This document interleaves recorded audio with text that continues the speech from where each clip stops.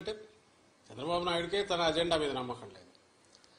ఆయన సూపర్ 6 గురించి కూడా ప్రచారం చేసుకోవాలి.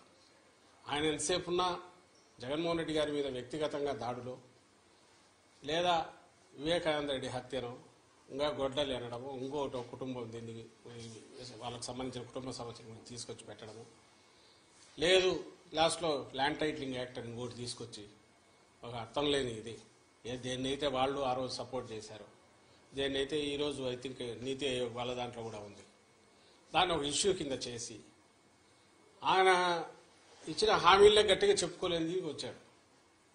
ఎందుకంటే ఆయనకే నమ్మకం లేదు. ఇంతకుముందు కూడా చెప్పాం, అది హామీలను అమలు చేస్తాడే నమ్మకం జనానికి లేదని, ప్రజలకు లేదని.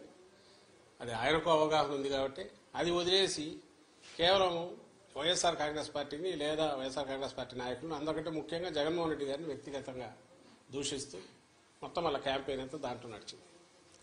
సో ఆ నేపథ్యంలో ప్రజలు ఆయన ఇచ్చిన హామీల మీద నమ్ముకొని వచ్చింటున్నారనడానికి అది కనపడట్లా. ఉంటే ఆయనే చెప్పేవాడు దాని గురించి, వాళ్ళు దాని గురించి మాట్లాడేవాళ్ళు. వేరే మా నాయకుడు ఆయన మొత్తం ఒకే థీమ్ మీద మీరు గమనిస్తే ఈ 5 ఏళ్ల పాటు తాను రాష్ట్ర అభివృద్ధికి సంక్షేమం ద్వారా లేదా మొత్తం డీసెంట్రలైజేషన్ ఆఫ్ పరిపాలన, సుపరిపాలన అందించడం ద్వారా తాను ఏం చేశాడో ఇవే చెప్పాడు. ఇవి కంటిన్యూ కావాలా అనుకుంటే నన్ను దీవించండి అని అడిగాడు. ఈ థీమ్ బలంగా కంటిన్యూస్ జనంలోకి వెళ్తూ వచ్చింది. మేము ఎప్పుడు చెప్తుండేవాళ్ళం కదా, 87% లబ్ధిదారులు ఏదో ఒక రూపంలో బెనిఫిట్ పొందిన వాళ్ళందరూ అవును ఇది నిజం అనుకున్నారు. కరెక్టే కదా, ఇది కంటిన్యూ అయితే మా బతుకుల్లో ఇంకా మెరుగైన మెలుపు వస్తుంది, మేలు మలుపు వస్తుంది, ఇంకా వెలుగు పెరుగుతుంది, కుటుంబం అభివృద్ధి జరుగుతుంది అని వాళ్ళు నమ్మారు. ఏదైతే హోప్ పెట్టుకున్నామో వాళ్ళు ఓన్ చేసుకున్నారు ఈరోజు. అది కనపడుతుంది. అంటే మా దాంట్లో ఇది క్రిస్టల్ క్లియర్గా ఒక వ్యాలిడ్ రీజన్ కనపడుతుంది.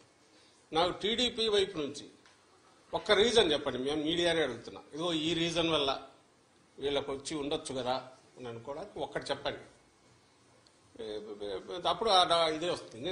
అయినా సరే వాళ్ళు బింకంగా ఏదన్నా అనుకుంటే ఆయన చంద్రబాబు నాయుడు గారిని చూస్తే మీకే తెలుస్తుంది. ఆయన ఈ మధ్య మామూలుగా అయితే ఆయన బయటికి రాగానే, ఎన్నికలు రాగానే 2000 చూపించి విక్టరీ సింబల్ ఏదో చూపించాల్సిన ఆయన అది చేయట్లా. ఆయనకు డౌట్ వాళ్ళకు తెలుస్తుంది. It is well return on the wall. రేపు June 4th దీంట్లో కౌంటింగ్లో రాబోతుంది. అది దానికి సరైన కారణం ఉంది.